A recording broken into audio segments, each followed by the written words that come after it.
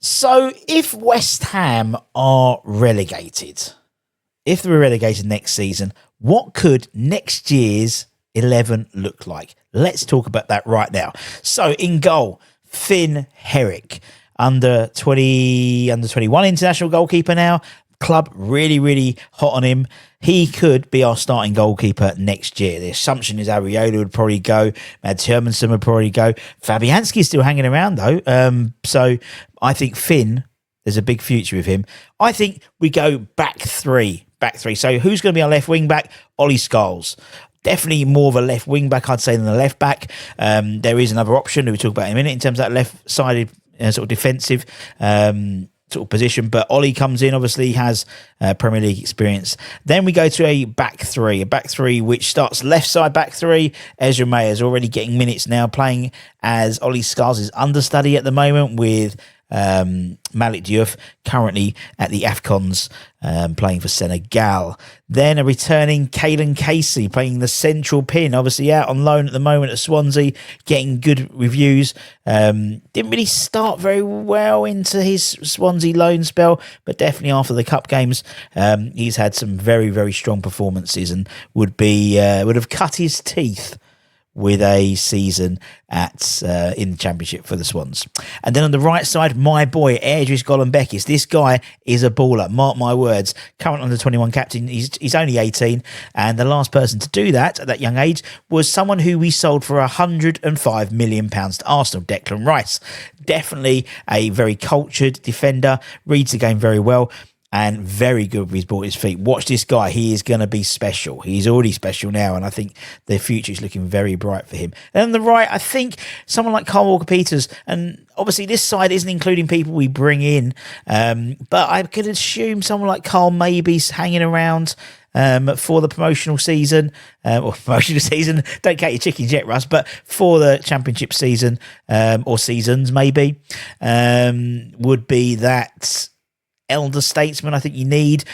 Definitely when we've been relegated before, there has been that need for that balance between youth and experience, and I think Carl would be that experience. I think there'd be some other players as well, but I think he would be very useful on that right-hand side. Going into midfield, first man, the beast that is Mahamadou Kante. This guy has a massive future. He's not ready yet. He might play on Sunday potentially against QPR, so you might get an early sort of idea of what he will bring when playing against a Championship side. But he is a beast of a man.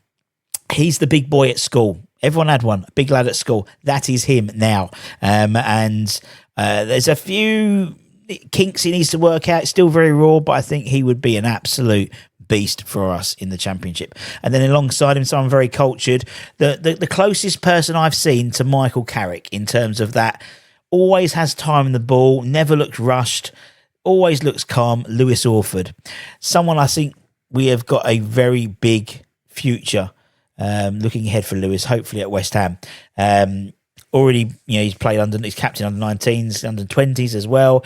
And I think you'll see a lot of him in the Championship next year, and he would offer quite a bit. Alongside him, as a three, Freddie Potts. Obviously, two decent loan spells, one at Wickham, one last year at Championship side Portsmouth, where he was young player of the season for both of those clubs. He hasn't really looked like out of place since he's coming into the Premier League, despite really only making his proper Premier League sort of debut type thing now. But he will be a critical part, I think, going forward. And maybe you could see a situation with maybe Kante playing as a holding role and Orford, and I think Freddie Potts being pushed more forward. There's definitely a lot of stuff in his locker, Freddie has, and maybe he even could be the captain, potentially. And then sort of looking, in terms of the attacking sort of side, there's lots of people we can talk about. We could talk about George Earthy. We could talk about a guy I think we should be integrating now into the first team in terms of Mika Dialey, the fastest player we've got on the pitch. He is really good. And I think, he could play on the left. He could also play left wing back as well, which is what he's been doing for the under-21s for some time. So, if the decision's made, maybe you could always move Ollie into a back three and then maybe put Emieke on the left-hand side potentially of a back five. Maybe he's more of an attacking. He's more like Diouf in terms of he likes forward. He's not necessarily the greatest defender, although he does like to put a boot in. But most of the academy boys do actually. I think it's the West Ham sort of nature. There's a lot of players still associated with the club who are in the academy, and you've got that sort of toughness that the under 21s have. These two could shine next year. And up front, who knows? We've got Callum Marsh, who's coming on loan to the Bundesliga 2 side, Bochum. Maybe someone like Tati would hang around, or Pablo would hang around. I think probably Pablo more than Tati in my ideas. I would assume they have relegation clauses in their contracts, having signed a few weeks ago. So, and that is not including the likes of maybe Thomas Suchek, maybe James Ward-Prowse, maybe Somerville if no one comes in for him.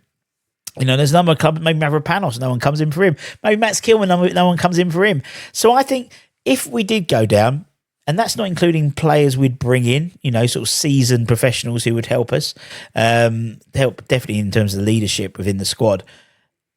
It's not great to be relegated, but they're looking at that side. I've got having watched a lot of academy football, there's a lot of good players who will get their opportunity in the Championship, which would mean that we could maybe, I've called it the hard reset, maybe that could work. Hindsight's a great thing. We'll only find out if, unfortunately, we get relegated. But we've still got 17 games left or so. Still, 7 wins and a few draws. Simple, innit? Anyway, let me know what you think. And don't forget to like, comment, share, all that good stuff. Loads of content coming out on this TikTok channel for you guys.